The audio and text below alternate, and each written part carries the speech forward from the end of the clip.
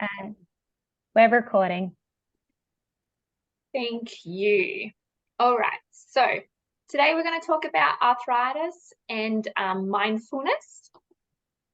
So this presentation just contains general information and advice. We've done every effort to make sure that it is accurate and reliable, but the content in this presentation is not a substitute for individual treatment advice from your doctor or specialist. So make sure you always have a chat with your healthcare team to attain individual medical and treatment advice. So the topics that we're going to be focusing on today is what is mindfulness, the science of mindfulness, the benefits of mindfulness, and how mindfulness can help with arthritis, some mindfulness strategies and other psychocognitive strategies as well, and then finishing off with a lovely mindfulness session. All right, so what is mindfulness? So mindfulness is defined as the mental state achieved by focusing one's awareness on the present moment while calmly acknowledging and accepting one's feelings, thoughts, and bodily sensations. So another way to say it, it's the ability to be fully present, aware of where we are and what we're doing, and not overly reactive or overwhelmed by what's going on around us. It's about being free from the distraction or judgment and aware of our thoughts and feelings without getting caught up in them. In teaching our mind to be present, we are teaching ourselves to live more mindfully. So in the present, taking a breath, not beholden to reactive thoughts and feelings. And this can be really helpful when faced with challenging circumstances and difficult situations. So there are dozens of formal and informal ways to implement mindfulness in our daily life. So this could include meditation, as meditation is a form of mindfulness, just as doing a puzzle or reading a book or even doing some painting and drawing.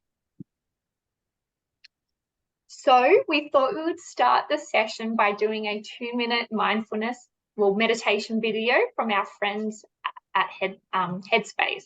So this video is about focus and resetting, and it's to help regain focus to work, study, or get tasks done. So let me know how this goes. If it's comfortable for you, let's begin by taking a gentle deep breath in through the nose and out through the mouth.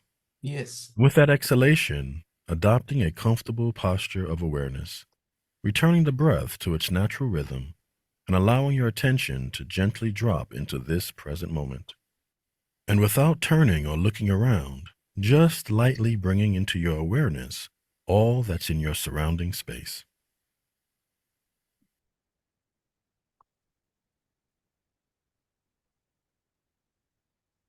And with your next out-breath, allowing your focus to fall onto one specific object that's in your field of vision. And it's not an intense stare, so just maintaining it as a very soft focus.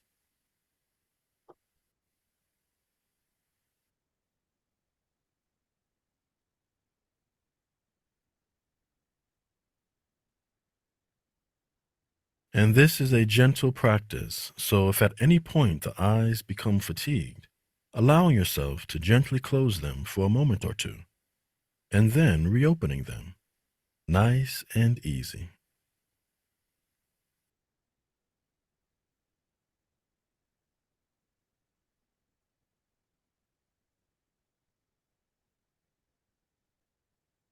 Noticing as any thoughts come and go, and just returning the attention back to your object.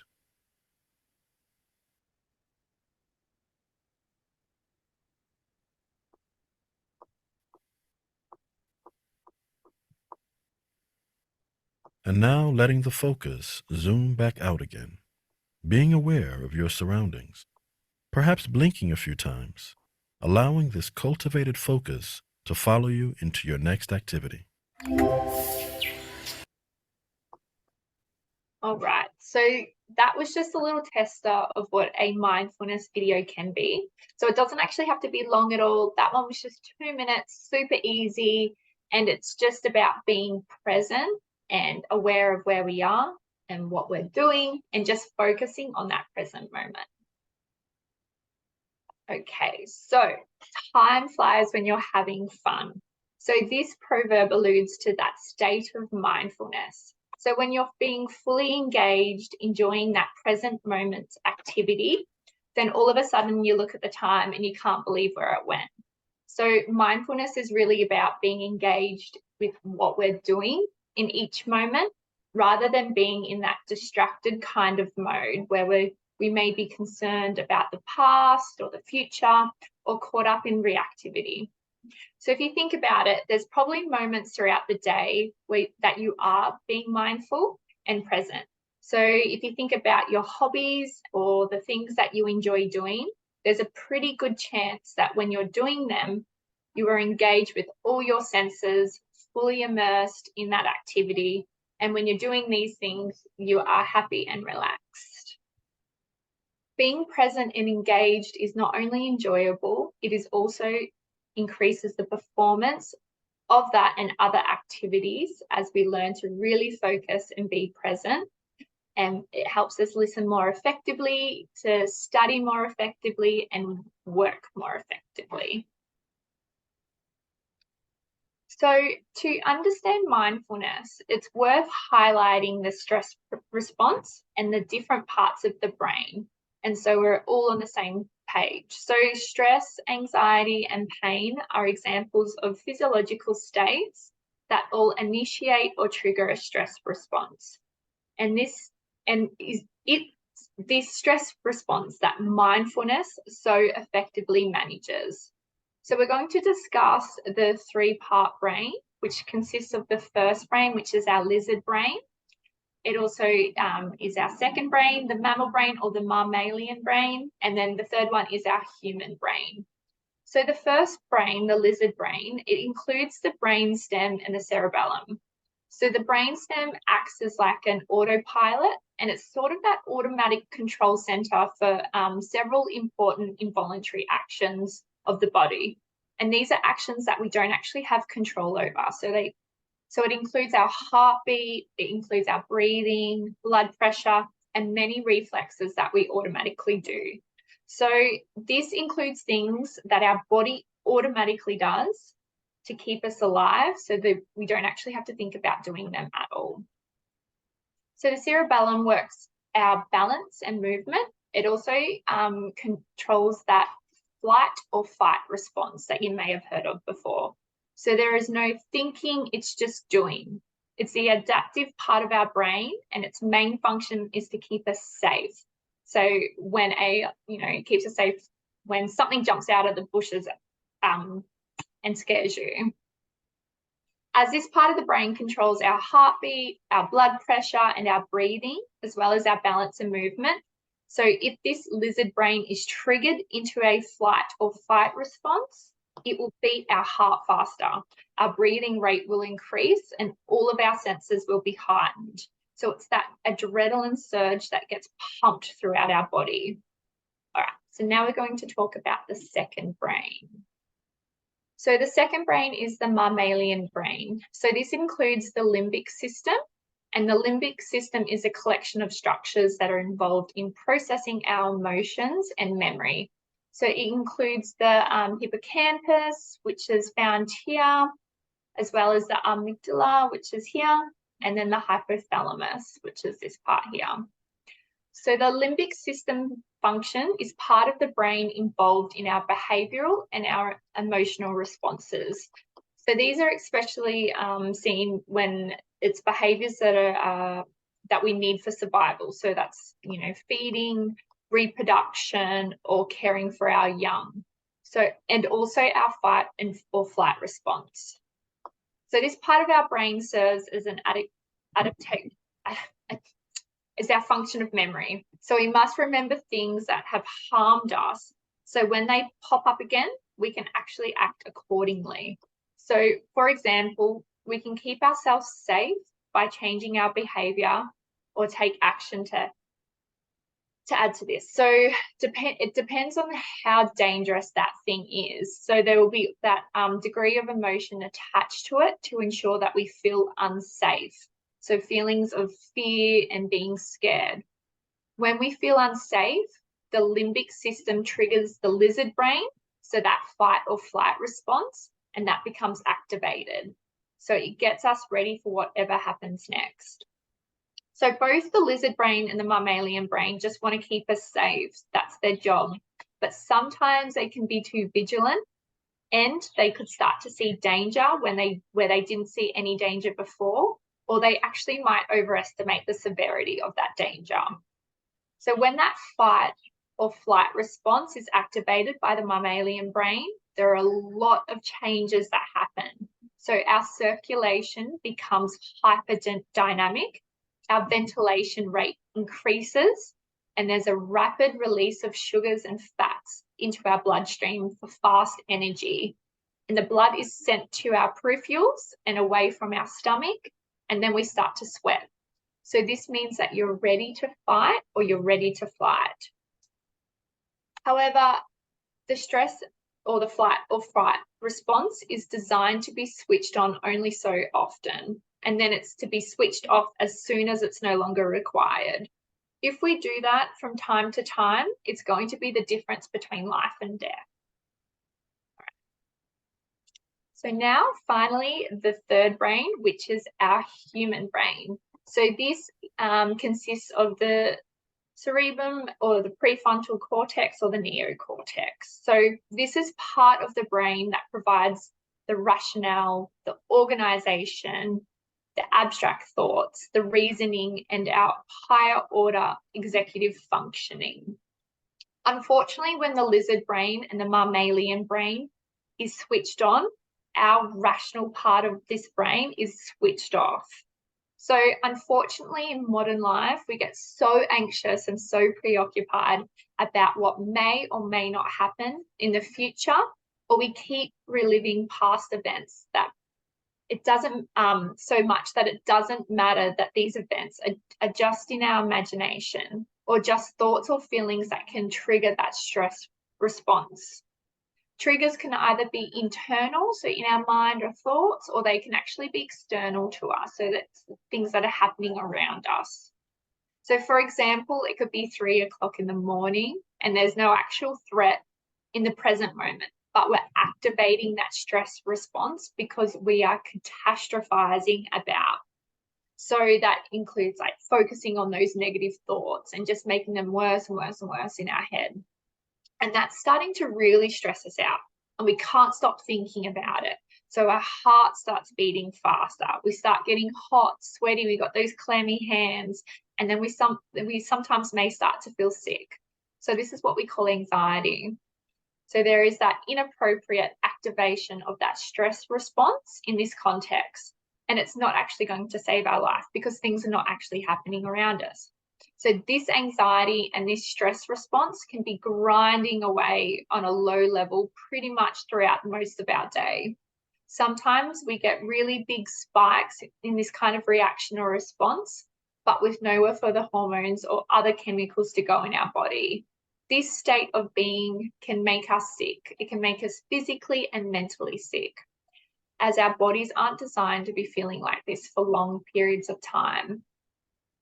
So this mental and physical state is us being unmindful. It's not us being present in that moment. So we're not using our human brain. We're not rationalizing. We're not reasoning. We're not thinking or anchoring to reality.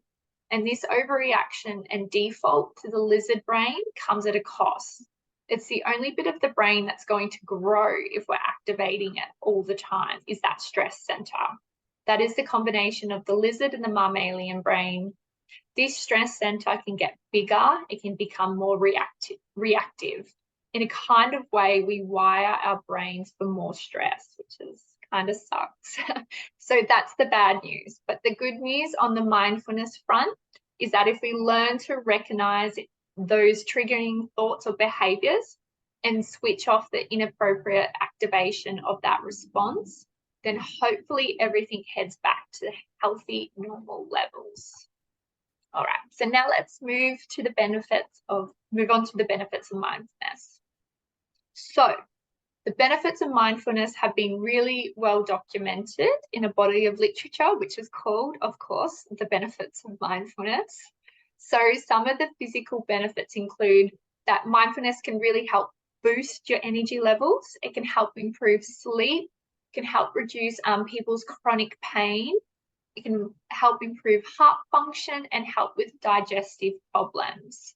And some of the mental benefits of it include that it can help relieve stress, reduce anxiety, improve mood and happiness, boost concentration and focus, as well as improving self-esteem. So I don't know if you remember, if you were in the cognitive behavioural therapy webinar, the expert guest speaker, Professor Louise Sharp, I think we had it like last month or a couple of months ago, but she mentioned some research that she was reading or that she partook in, and it was done on managing pain with mindfulness techniques. So the research identified a really big reduction in pain from people with rheumatoid arthritis. And this was really, really interesting because Louise is a really big advocate for cognitive behavioural therapy for pain management, but she was extremely impressed by the positive results that were seen using mindfulness techniques and managing arthritis pain. So it's something that has been shown to really work for people and have all of these physical and mental benefits attached to it. Mary, did you have anything else that you would like to add on the benefits of mindfulness before I pass it over to you? I think we're going to come back to that, Bree, so I'll let you continue on. Oh, I'm all done now. It's over to you. Excellent. Okay, so go to the next slide.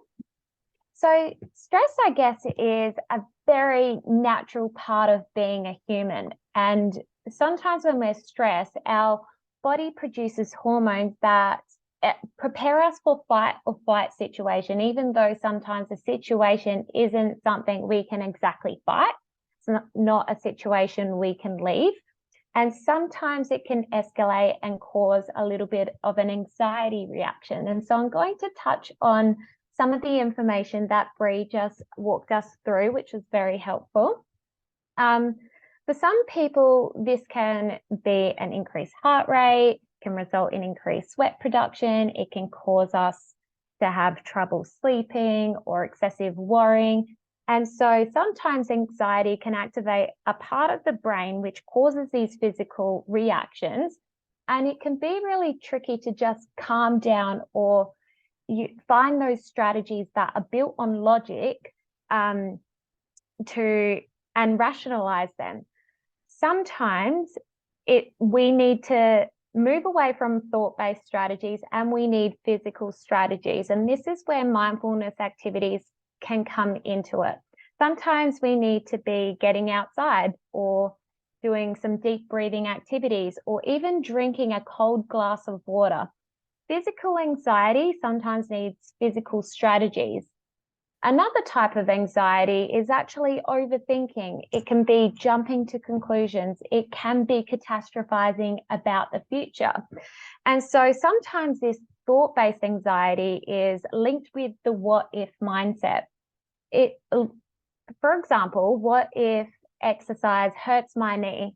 Or what if I've woken up with pain and my day is going to be ruined? This is where mindfulness can also help. It's intended to redirect and interrupt negative thoughts. And so if we can learn how to stabilize our thoughts, our body can actually settle down and it can prevent it from escalating. And so this is why we're going to delve a little deeper into mindfulness, what it is and how to practice it. We'll just go to the next slide, Bree. Okay, so in the context of osteoarthritis and rheumatoid arthritis, there have been a lot of studies that have looked at the benefits, and I guess a lot of the findings from these studies have suggested that mindfulness-based interventions can help with improving psychological distress, can help with depressive symptoms, increase self-efficacy, improve physical and emotional well-being. It can help with improving the quality of life, help with improving pain intensity and the ability to cope with pain sometimes. There's even been some very elaborate research that have looked at its potential benefits for improving disease activity in rheumatoid arthritis. There have also been a lot of research findings to suggest that mindfulness-based interventions can help with the responses to other interventions like exercise and diet. And so these type of interventions are becoming more and more indicated in our multidisciplinary treatments, like they're being encouraged by physiotherapists, dietitians, a whole range of allied health staff because of the evidence surrounding its benefits. I'll just go to the next one. So mindfulness is a very transformative practice, and a simple way to think of it as is it's a practice that involves mental exercise, and it's ultimately designed to help calibrate your mental state and your emotions. You can also think of it being like the gym, but for the mind. When we go to the gym, we don't do it to get the benefits of a 30-minute workout session and then that's it. We go to the gym in order to get the benefits of fitness over a 24-hour period, even the benefits over years to come. And that's really the same approach we need to be taking for our mind. So mindfulness is proving to be a really powerful tool for bringing your focus to the present. It encourages us to maintain an attitude that's characterized by acceptance, openness, non-judgment. It's enabling us to release negative thoughts, emotions, and I guess things that can be unhelpful for managing our conditions. But what I should say is that ultimately the goal of mindfulness is not to alter pain itself. It's a tool to help you in how you respond to your pain or any other kind of symptom for that matter. Okay, we'll go to the research. Now, before we get into the practical applications of mindfulness, I do want to lean a little bit more into the research. So if we can stay with me for a minute. We have mindfulness-based stress reduction and mindfulness-based cognitive therapy. They're both structured mindfulness programs, but they have different emphases. So we're just going to compare the two very briefly. Mindfulness-based stress reduction is a very specific 8-week course that contains a variety of mindfulness exercises.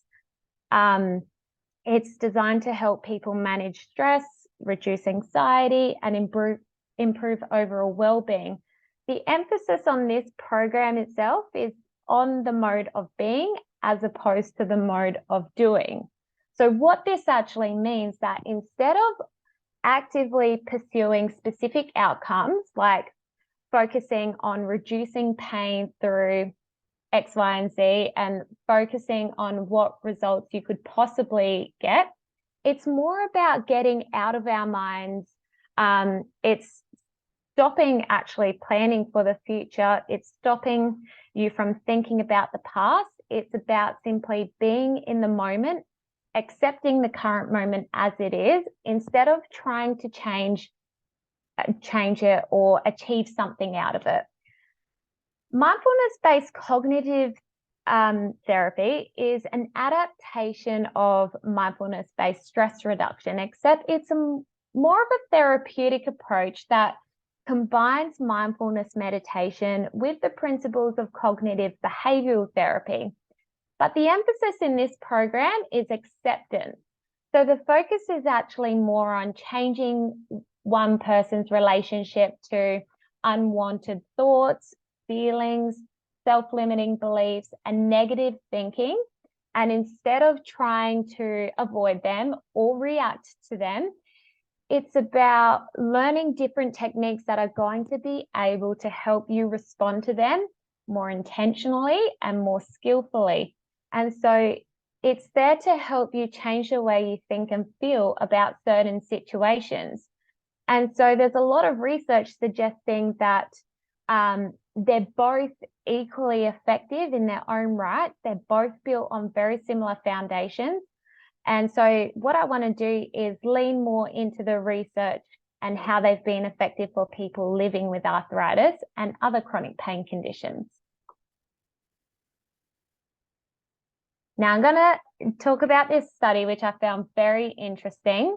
In 2009, this study actually compared changes in bodily pain, health-related quality of life, psychological symptoms during an 8-week mindfulness-based stress reduction program. And they looked at groups of people with different chronic pain conditions. And so this study was part of a bigger project that looked at different patients trying a meditation program. They used surveys to assess people's health and symptoms before and after the meditation program was implemented. And they looked at the data that compared changes in health and symptoms before and after meditation. They also looked at whether the impact of meditation differed depending on the type of chronic pain someone had. And so the results of the study varied depending on the type of chronic pain people had. But people with arthritis, people with back and neck pain, people with multiple types of pain experience significant improvements in pain intensity and their ability to function after engaging in the meditation program. Amongst these people, the group who had arthritis saw the most significant improvements in just overall quality of life and psychological well-being. So they suggested that even the more often people practice, the better their psychological well-being became as well.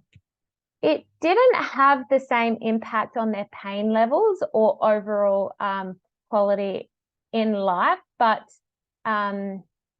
in some of the other groups, but several follow-up studies actually demonstrated that the benefits associated with mindfulness can actually persist for years later as well. So this is telling us there could be some long-term benefits of mindfulness.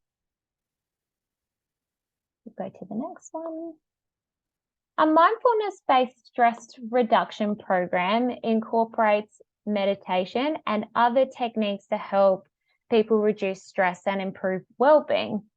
So some of the mindfulness-based exercises include mindful breathing, body scanning, mindful eating, walking meditation, yoga and mindful movement, loving kindness meditation, body awareness, mindful journaling, mindfulness in daily activities, and mindful communication.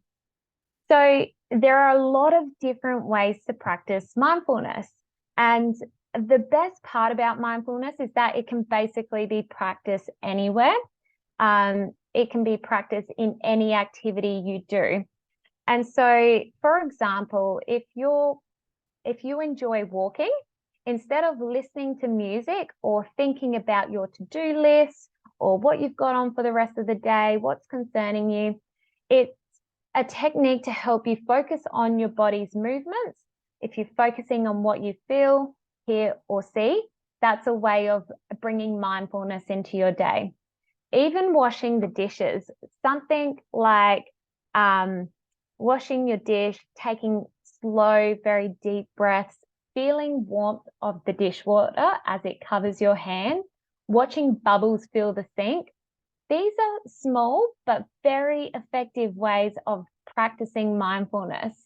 And now it does take time to practice and get the benefits out of it, but repeatedly practicing these techniques and bringing mindfulness into your everyday activities, practicing mindfulness gets easier over time. So mindfulness-based cognitive therapy is one of the most widely evaluated psychological therapies for people with rheumatoid arthritis. This program is really about helping people find realistic and balanced attitudes and beliefs around their disease. And it's helping replace unhelpful thoughts and behaviors with more positive ones. So although mindfulness has really not much of an impact on people's perceived control over their pain, there is evidence that people who use mindfulness-based cognitive behavioral therapy benefit more from treatments, have better emotional regulation, have better responses to pain, increased motivation, and drive to do a little bit more. It's a helpful therapy that can really help you find that nice balance between activity and rest, which is really important. And I'm glad that Bree actually brought up there has been a CBT specific webinar done in the past, because Professor Louise Sharp, who is a very well-known researcher in this space, she talks about this very comprehensively. There was actually one study done in 2022, so only last year, that they found CBT, cognitive behavioral therapy, worked better than mindfulness-based stress reduction, in that it was demonstrated reductions in pain, disability, and depression. But then there's also been research done to suggest that mindfulness-based stress reduction has its place over CBT for people who have other comorbidities. And so I guess it's mindfulness itself is being encouraged a lot more in healthcare. But of course, it's about finding what's right for you, if it's right for you, and you're definitely encouraged to speak to a licensed professional to explore this further. We'll go to the next one. So mindfulness-based cognitive therapy incorporates necessary skill building tools to combat psychological symptoms as they arise. Skill building activities do include mindful meditation, awareness of the automatic pilot. If you can remember what Bree said a little bit earlier about the automatic, the brain responsible for automatic responses, it's basically acting without conscious intention. There's also skill building activities around mindful walking, cognitive restructuring, relapse prevention, the acceptance of self-compassion, mindful breathing, counting, mindful daily routines. And so while there are elements of mindfulness-based activities, there are also therapeutic exercises within this program that are guided by a professional to get the most benefits out of it. But this program itself is helping you simply acknowledge your condition. It's accepting it, it's letting it go, but it's designed to help you break patterns of negative thinking around the condition, which can make stress and it can make pain worse. Okay, we'll go to the next one. So when you find yourself feeling overwhelmed, worried, concerned, you can always do something to center yourself and help you feel just even 1% better. You can become mindful by practicing just some of these things, like breathing exercises or using a grounding technique wherever you are in whatever you're doing, and it's super simple. So we're going to do this all together. So breathing exercises, this is a very simple mindfulness activity, and it's a great way to start and end your day. So I'm going to allow everyone a minute to just find a position, sit comfortably. I want you to relax and focus on the sensation of your breath as you inhale through your nose for 4 seconds. I want you to pause and exhale for 6 seconds. I'm going to allow you to do that one more time.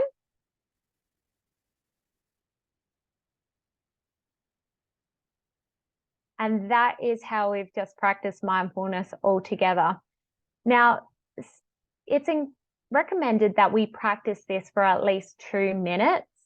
But if you're finding your mind wandering, it's about gently bringing your attention back to your breath, focusing on filling your lungs. And this is a great way to stabilize your thoughts. It's a way of stabilizing your body, and it does take practice for this to become more effective in your day-to-day. As for the grounding technique, we're going to have a go at this one together as well. So before starting this exercise, I want you to still pay attention to your breathing. I want you to take a couple of minutes to take some slow, deep, long breaths and help maintain a sense of calm, or help you return to a sense of a calmer state. Once you find your breath, I want you to go through the following steps that we've got listed here. Once you find your breath, I want you to acknowledge the 5 things you see around you. I'll give you a couple of minutes. I want you to acknowledge 4 things you can touch around you. I'll wait. If you can acknowledge 3 things that you can hear.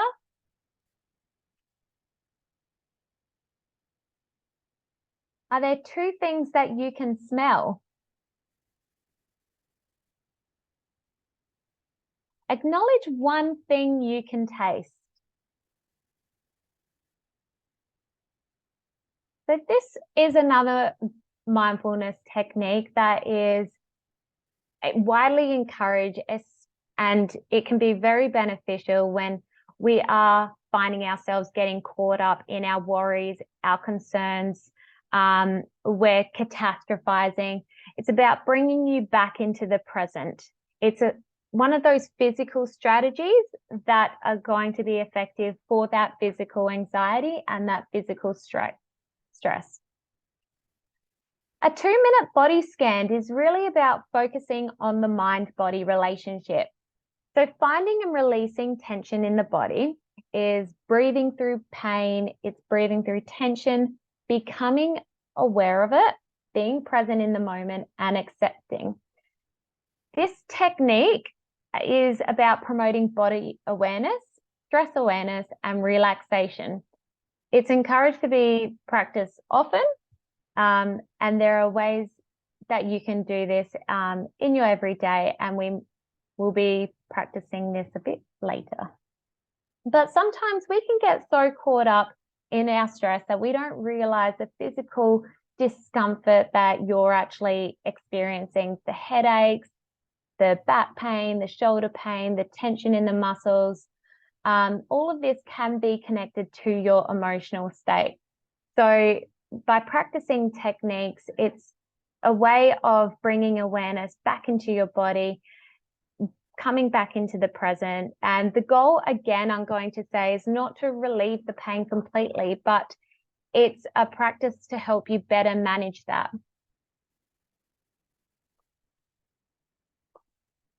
What we've got here is a mindfulness-based stress reduction with cognitive behavioral therapy. So it's basically the merge between mindfulness and cognitive behavioral therapy, designed to challenge and modify some of our negative thinking patterns and replace them with alternate ones. So sometimes when we're having thought-based anxiety, like I said before, it's almost like you're keeping 1 foot in the present and 1 foot in the future. But what we want to do is try and bring both feet into the present, and we want to accept what is happening. And so this here, we're going to use a case example to demonstrate this and how we can practice a mindfulness-based stress reduction. So if you feel a painful sensation or stiffness in your joint, or you know a flare-up is developing, this can be a trigger. You might notice that breathing rate increases, the heart rate increases. You might feel your heart thumping, you might feel hot in the face. This here is your lizard brain that Brie was telling you about. It's a physiological stress response. You might start to also think things like, my knee is hurting, not again. How bad this time? I might actually get you guys to raise your hand in terms of who can relate to some of these thoughts that are listed here. And, if you think about them, you often jump to these conclusions through the week due to your arthritis. I want to know who relates.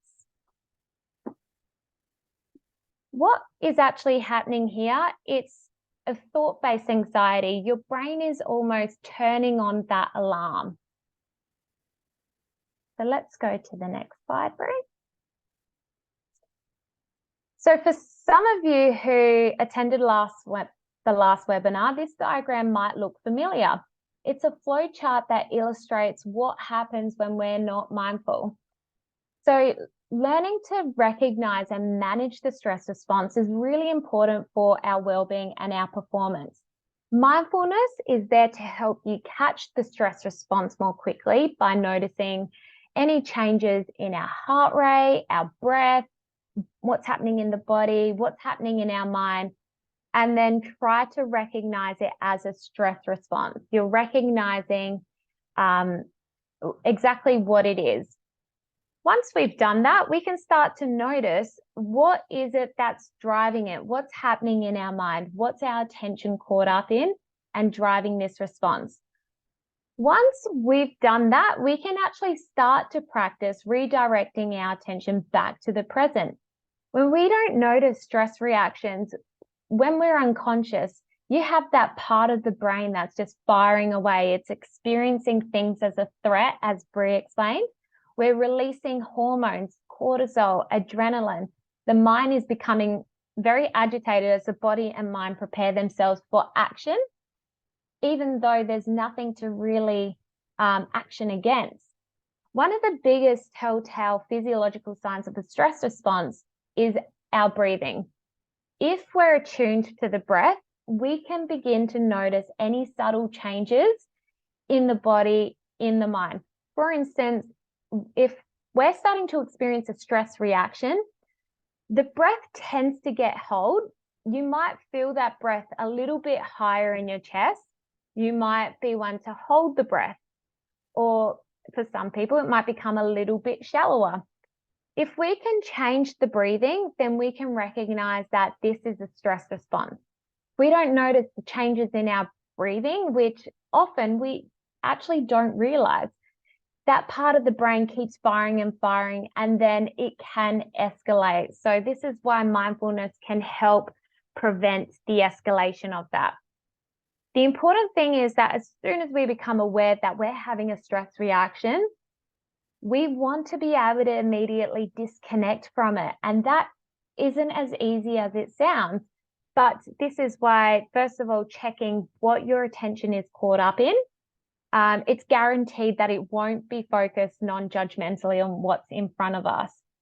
It could be that you have been worrying about something that's happening in the future. It could be that you're thinking about something in the past, reacting what's happening in the present. Maybe you're caught up in self-criticism.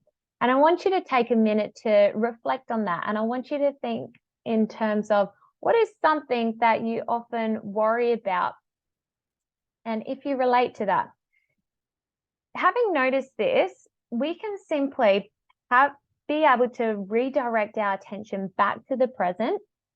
And it's very normal for our minds to wander again. And sometimes it just happens straight away. But this is because our mind of ours is going to keep worrying about what we're stressing about. So we need to be able to practice mindfulness so we have the skills and the ability to bring our minds back to the present and catch it before it's wandering off again. This will happen multiple times, and it's about being prepared for that as well. But as we do this over and over again, we start to rest more in the present moment. Like I said, it's about bringing both feet back into the present, and our bodies begin to calm down. So of course, this process of noticing the attention, wandering, bringing it back over and over again, it's this is what is practicing mindfulness is all about. This is why things like breathing exercises can help, your grounding techniques, and meditation even. So we'll go to the next slide, Brie.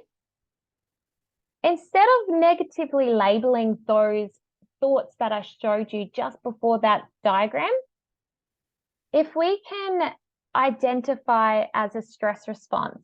So if you're noticing your breathing has increased, it's about recognizing that is a stress response. If you find yourself catastrophizing, I would encourage you to think, what is your attention caught up in? Now, we can either redirect our attention to an activity, or we can breathe evenly and focus on the present task. Before we do that, we can take note of our thoughts, challenge or accept them. And so what I would encourage you to do is thinking about this. So this helps you break the pattern of negative thinking, which can make stress and pain worse. So let's go to the next one, Brie. So some people say that you need 20 minutes a day. Some people say you need 15 minutes a day. Sometimes you'll hear people talking about 15 minutes in the morning, 15 minutes at night. Some might even benefit from the 5 minutes they practice a day. Research that's been done has explored the dose of mindfulness and how much we need to be able to get any kind of benefit for it. They've found comparable benefits in the group that implemented mindfulness at 20 minutes per day and the group implementing mindfulness at 5 minutes a day. When it comes to practicing it in your own lives, there's really no one size fits all. The key is really about finding a balance that works for you. Some individuals might find that 10, 20 minutes of daily mindfulness meditation is very beneficial for them. Others might benefit from shorter, more frequent sessions throughout the day. But the most important thing is that you're cultivating a practice that you can sustain and can help you achieve your personal mindfulness goals.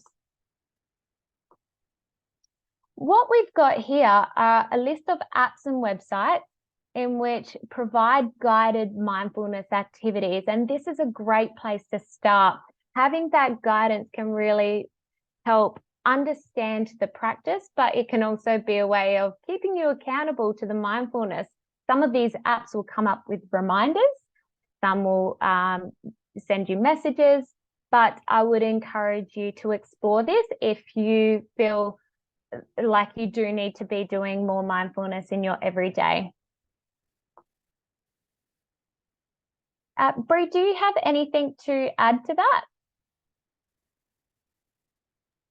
No, not that one. I just use the Smiling Mind app, which is this one here. I find that one really great. Although sometimes I'm like, oh, I didn't have time to do that today, but I always try and do it in the morning before work, and it's good to do before bed. And the Smiling Mind app actually has lots of different programs that you can do too, which is really cool. And it's great when it pops up on your phone as well, because it's very easy to forget to do your mindfulness, but a lot of us carry our phones on us every day. So having that reminder just makes it a little bit easier. Absolutely.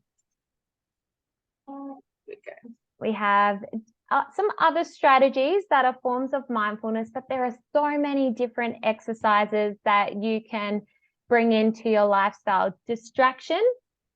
Sometimes people find themselves being more present when they have their favorite songs playing. If you're doing something active or physical, Tai Chi and yoga are great for the mind and they're great for the body. And it's a great exercise to help you practice it. You can be social, getting a coffee, having a leisurely walk, going out for dinner, joining a book club. It's about what you enjoy doing as well and what your preference is. There are so many ways to bring in mindful activities to your day. Definitely. And I know art therapy is a really good one as well. A lot of people find that by doing, painting or drawing, they stop thinking about their pain and they just focus on what they're actually doing, which is, art therapy is really great. Even the coloring books. Yeah. A lot of people benefit from bringing out the old coloring book and spending 5 to 10 minutes just distracting themselves with a coloring book. That's why we're seeing more and more of them in different settings. I'm seeing them more in schools and healthcare clinics. It's great. Mindfulness is more than a word, more than a technique or a practice. It's a state of being. And so the benefits of mindfulness can be physical and mental. We went through the 3-part brain.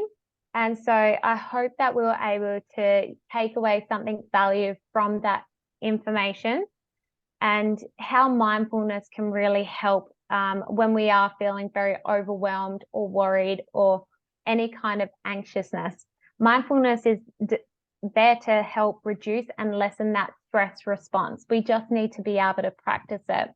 And mindfulness-based interventions are going to be indicated for those who do find themselves highly stressed, experiencing anxiety or chronic pain. And if this is something you really struggle with, it's always going to be best to speak to your doctor or your main healthcare provider, because they're also there to support you and definitely there to help you out with any questions you have.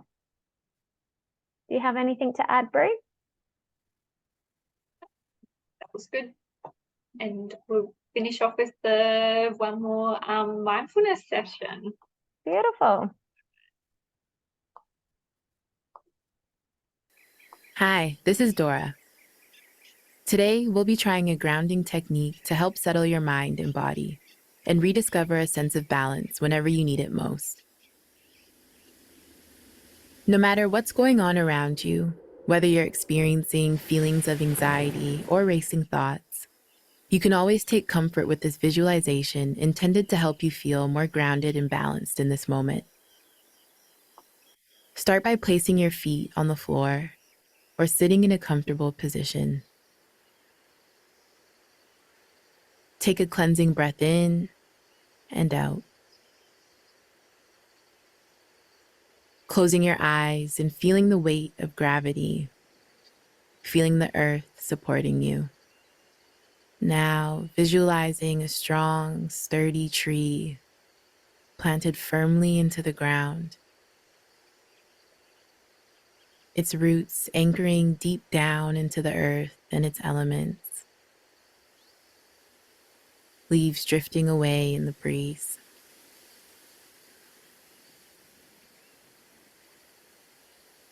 And just like those leaves, thoughts will always come and go.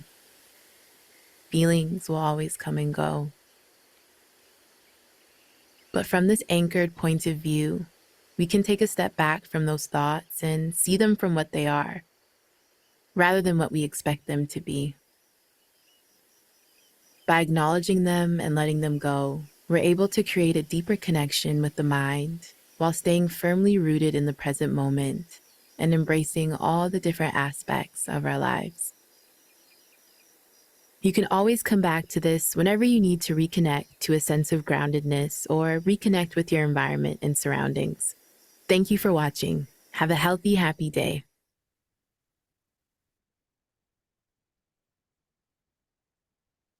So we do hope that was helpful for everyone. If we do have questions, I'll definitely open the floor. Please don't hesitate to ask away. I'll stop sharing. There we go.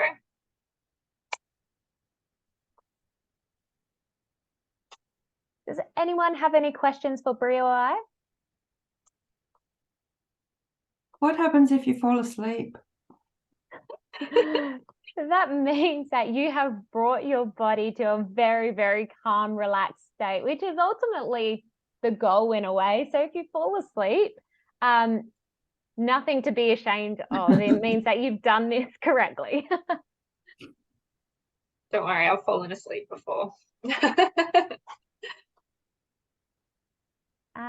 Catherine, you've raised the hand. I don't have a lot of voice to speak, so I'm not sure if anyone can hear me. I've just wanted to say thank you for raising awareness and bringing education and promoting these other forms of empowering people who live with chronic disabilities and conditions that are really challenging. When it's severe, it does affect everything. And there is so much emphasis on disempowering people with medication and running off to, the health system all the time, when there's actually nothing you can do. You've got to find ways to live with these disabilities and learn how to adapt so that you're not making a bad situation worse as well. And I think what I wanted to say is I really applaud all of you for bringing this into the fore and emphasising the whole idea of empowering us as people who have that lived experience on what we can do to improve our quality of life and manage in an empowered way the impact of these conditions and disabilities on us, which is every day. And I just feel I need to say that very strongly to you. It would also be great to expand on these things, these initiatives further, particularly for those of us who live with multiple autoimmune conditions as well as psychosocial disabilities such as complex trauma. There's not always an understanding, even within the health profession and the allied health, that if we're dealing with multiple conditions, which is often the case, as well as complex PTSD, those parts of the brain and the nervous system that you're talking about are very damaged, and we're dealing with quite a lot. So it would be great to see your organisation kind of expanding the conversation, because you're doing really well in what you're doing. I want you to know how grateful I am. Thank you, Catherine. Bri and I are so pleased to hear that you've enjoyed these webinars, and we love to hear what you want from us in terms of covering more topics and more themes. We definitely want to help you as best as we can and connect with you as well, so we can understand your lived experience. We're all about finding ways, exploring different ways to self-manage your condition. And of course, everyone has their own experiences living with their arthritis. And the more we hear from you, the more we can kind of build that knowledge and build these webinars so we can get them out to you. Just a question. The CBT webinar that you spoke about, where can we access that? Okay, Yeah, so will you go, Mary? You can go, Bri. Oh, it's just on either Arthritis Queensland or Arthritis New South Wales website. So it should just be under webinar recordings. I can actually chuck it into the chat, the link for the webpage if you like. Thank you. That's really helpful. Do you mind us sharing these recordings to other members of our support team to help them understand how important this stuff is? We definitely encourage it, if anything. We'd love you to share these webinars and our information with your networks. And the more we can raise awareness about this and share the information, the more powerful our messages are going to become. Thank you. Thank you, Catherine.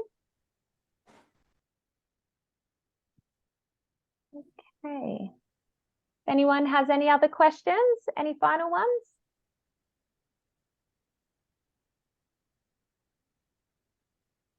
What we might do is we might leave it here for today, everyone. Thank you all so much for attending today and engaging and joining in. I hope you found this helpful.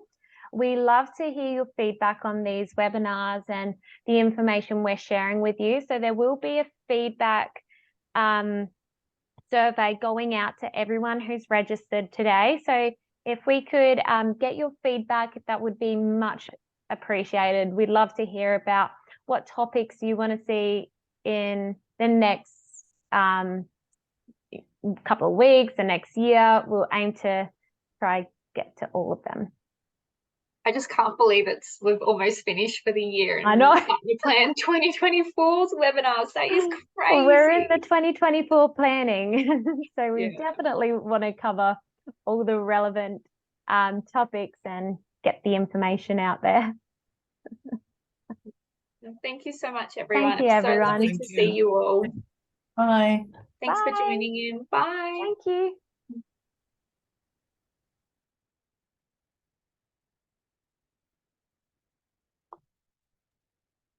Thank you. Thank you. Bye. Bye bye.